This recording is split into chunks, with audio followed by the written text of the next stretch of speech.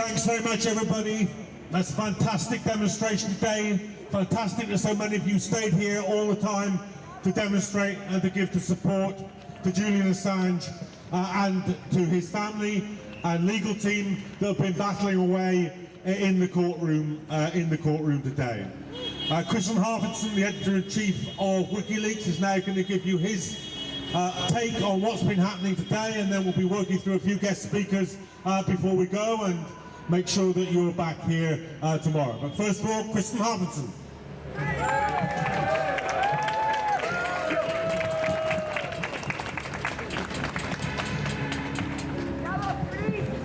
Thank you all for coming here today and stay out throughout the day. I am so heartened to see all of you here, still here after this long day.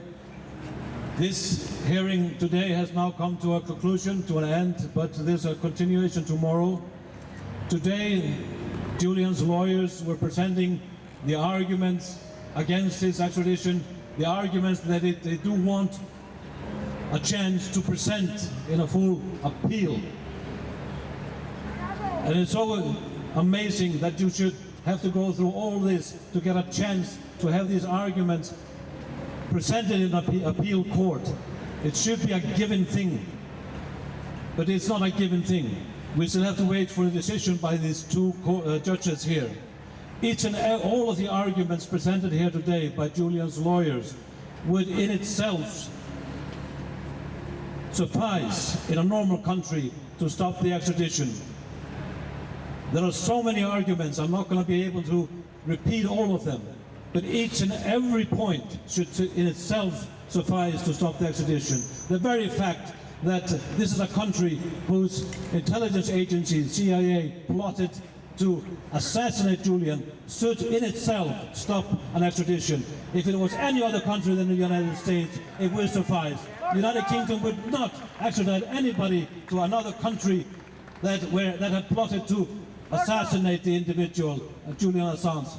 And they did so and discussed it on the highest echelon level of power in the White House. Can you imagine that? How can you send Julian Assange to a country which wanted him dead and openly discussed the ways and means to do so?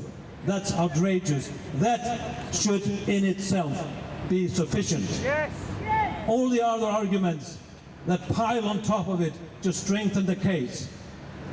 The fact that there was a spying done on his legally privileged communication, tainting his possibility to have a fair trial in the United States, should in itself be enough and sufficient. The fact that he's going to be put under such condition in prison in the United States, despite any bullshit called assurances, and excuse my French, it's just simply that. It's BS. Assurance of what? There's only one agency in the United States can actually define and order the Bureau of Prisons to put Julian Assange into conditions which are so harsh that it could lead to his death. That is the CIA, the very agency that plotted to kill him. And do you think that I will refrain from demanding that he be put into solitary confinement? I could keep on going about the legal arguments presented here to the two judges today.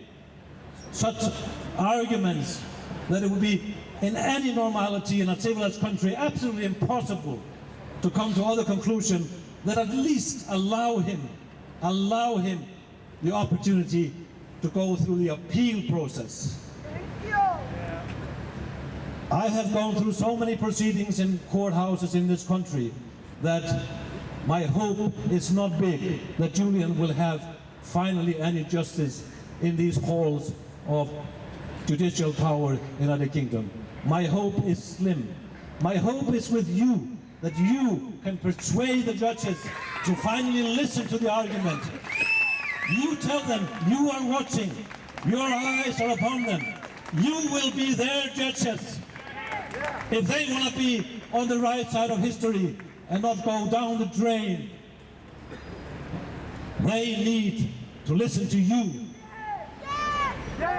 Please come back here tomorrow for day 2. Please come back to continue to apply this pressure on the two judges, because they do notice The press is noticing.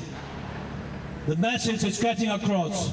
We see growing support for the cause of Julian Assange, and it's because of you who showed up here today. Please come tomorrow, and thank you for showing up. Free Julian Assange! Free Julian Assange now! Free Julian Assange!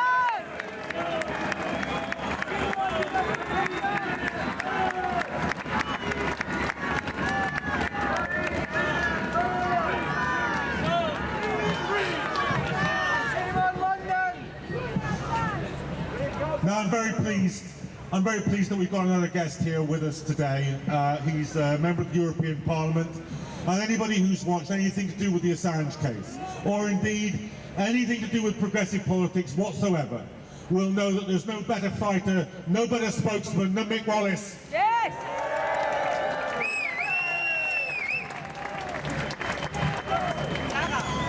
How you doing? It's great to see so many good people here. It's great to see there's so many people that care. In the European Parliament, they talk morning, noon and night about freedom of journalism, freedom of expression, human rights, humanity law. But you know what? The place is creeping with hypocrisy. They don't give a damn about journalists when it doesn't suit them. The treatment of Julian Assange exposes the Western countries like nothing before. Over nearly 200 journalists that died in Gaza. They don't give a damn about them either.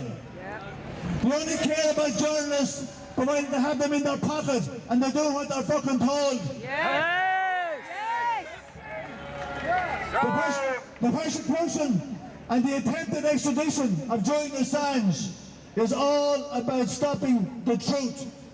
Because they don't want the truth to be out there. Because they behave badly. They're fascists! They're still behaving like colonialists. Their mindset is still colonialist. And that too has been exposed in Ukraine and in Gaza. Western imperialism is still on the march.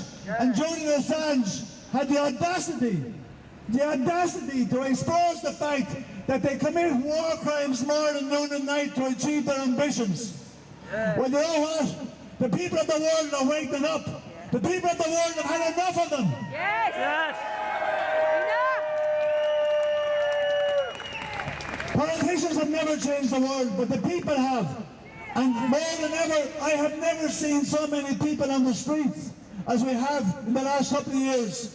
Because the establishment has been exposed to what it is. And God help he's in the Britain now. He's had to pick between Sunak and Starmer. God fucking help us.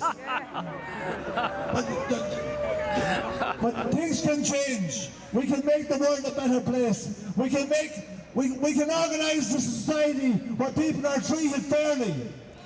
We don't have that at the moment. But it's so important that we challenge the system. We cannot be putting up with it. We have to make it plain that the people have had enough of this nonsense. And the freedom of Julian Assange is central to this. No one knows what verdict is going to come out of this trial. We've seen so many at this stage. But at the same time, the ICJ in The Hague gave us a verdict that we didn't expect. Let's hope we get another one out of impulse. Thanks.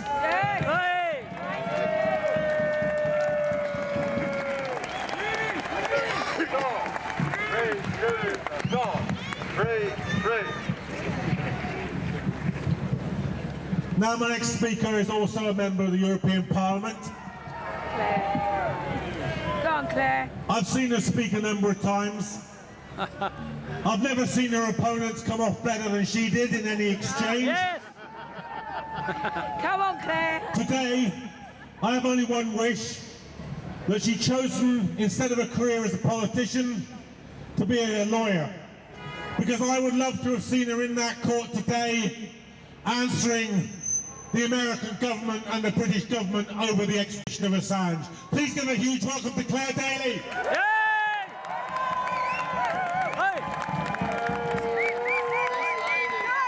How in God's name am I supposed to follow an introduction like that I think that's very unfair. Look, and it's difficult enough to follow Mick, but I just want to say, on behalf of humanity, on behalf of everyone, to all of ye who have turned out today in such large numbers. I know we've met people from Italy, people who travelled from Switzerland, from Sweden. We know that as we are assembled here, there's people organising in Dublin, in Brussels, for the first time in Oslo, and all around the world. Yes. Because we represent the voices of truth, the voices of freedom, and the voices of resistance. And that is why Julian Assange is in that court. Tell him, Claire. Tell him. Now we know that what is at stake here is not the life of a man, although the life of a man is at stake, and that is incredibly important, and we never lose sight of it for a minute. But more than that, it is the defence of freedom of speech, of freedom of association, a stance against the criminalisation of journalism. That is what we are here. And how absolutely outrageous is it that an exemplary journalist, and we heard the evidence in the court today, a journalist whose work in exposing war crimes, renditions, torture, criminality resulted in those awful things being changed and stopped, that he's the one in prison and the people committing that are walking the streets doing gigs for Israel or whatever the hell Tony Blair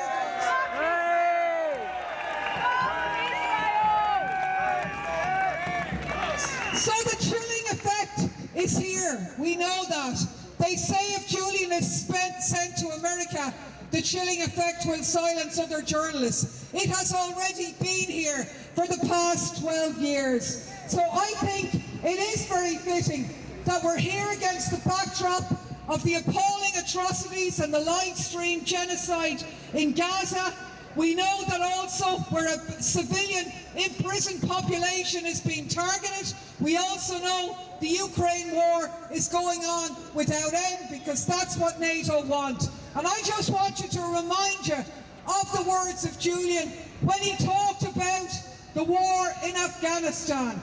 And he said that these wars are about flushing the money from the tax bases of the US and the EU through Afghanistan and back into the bank accounts of the military-industrial complex. It's not about winnable war, it's about endless war. How true he was.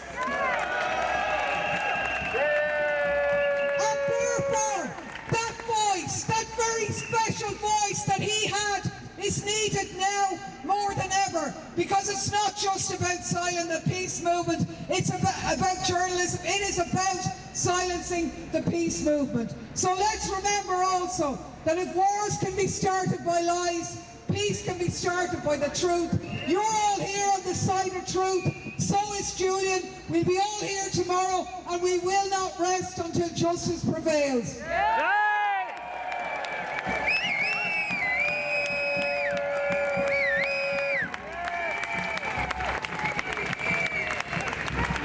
Now we all know that we have never been able at any point to rely on the political establishment or the court system to defend Julian Assange. This has been a work that we have had to do ourselves. This has been about people power. But every movement produces the spokespeople it deserves. And this is a good movement. And in Stella Assange, it has produced an exceptional leader. Hey!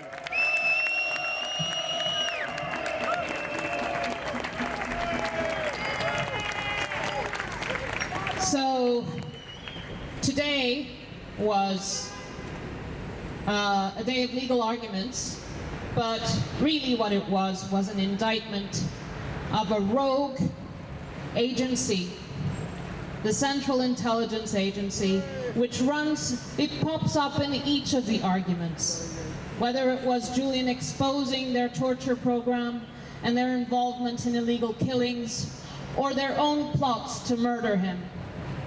Throughout, the origin of this prosecution came about when the CIA head, Mike Pompeo, lost the plot. He lost the plot, and then he instrumentalized his agency to go after a media organization, to plot the murder of a journalist, and to imprison a publisher in London. They lost the plot.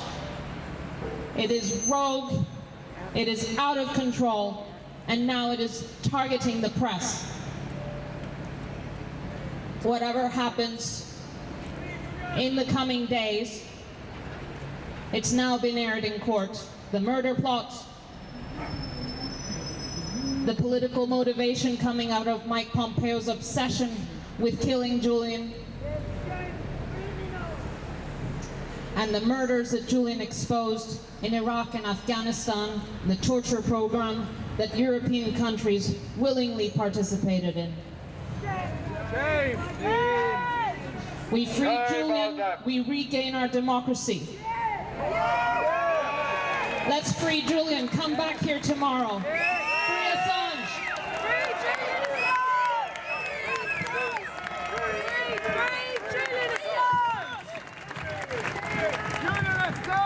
Thank you all so much for being here today and for staying here today.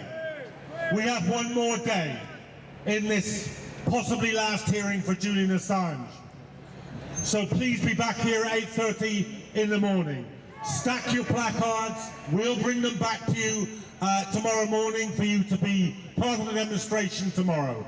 Please tell your friends, your family, your workmates, your fellow trade unionists to be here tomorrow. And at the end of the court hearing, which we expect to be about 4 o'clock, we'll be marching from here, down the Strand, down Whitehall, to Downing Street. So at the very centre of power in this country, they understand that the political prisoner, Julian Assange, must be set free. Stay strong, stay fighting, see you tomorrow.